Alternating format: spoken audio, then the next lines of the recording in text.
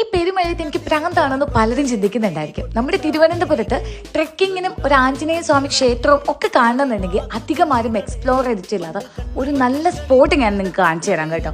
മഴയൊക്കെ പെയ്ത് കിടക്കുന്നതുകൊണ്ട് മഞ്ഞ് മൂടിയൊരു അവസ്ഥയായിരുന്നു കേട്ടോ. എന്ത് ഭംഗിയായിരുന്നു എന്ന് വെച്ച് കഴിഞ്ഞാൽ ഈ ക്യാമറയ്ക്ക് പോലും അതിന്റെ ഭംഗി ഒപ്പിയെടുക്കാൻ പറ്റിയിട്ടില്ല.